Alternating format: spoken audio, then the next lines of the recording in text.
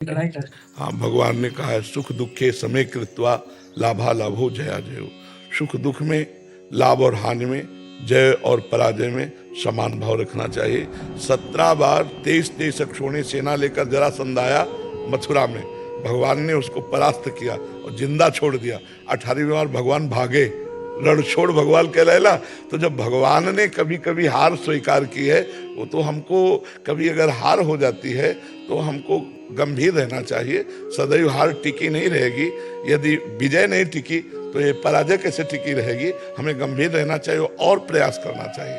हमें जनता के प्रिय बनना चाहिए, जिससे अगली बार हम फिर सेवा कर सके समाज की। हमें निराश नहीं होना चाहिए। हार में निराश होना ये ठीक नहीं है। अगर निराश हो गई तो फिर आगे की तैयारी नहीं हो पाएगी।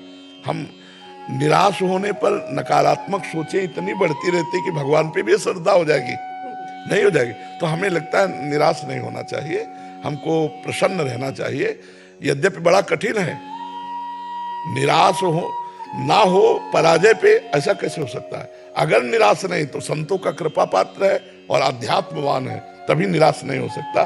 तो हमें लगता है आप तो कृपा पात्र के, संतों के घर के हैं, तो आप आनंदित रहिए और प्रयास कीजिए, फिर भारत की सेवा का अवसर आगे प्रभु दे, ऐसी प्रार्थना कीजिए और प्रयास कीजिए, क्योंकि प्रयास से सब सफलता मिल सकती है।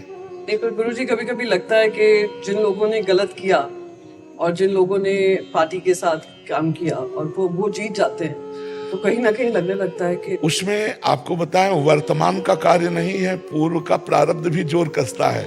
पूर्व का उनका पुण्य जोर कर गया तो वर्तमान का प्रयास आपका असफल, और वर्तमान का प्रयास उतना ना होने पर भी वो सफल, उसमें पूर्व का प्रारब्ध भी काम करता है। तो हमें चाहिए कि आए हुए प्रारब्ध का स्वागत करें और हम धैर्यपूर्वक उसको क्रॉस कर जाएं, उसको रौंद कर आगे निकल जाएं।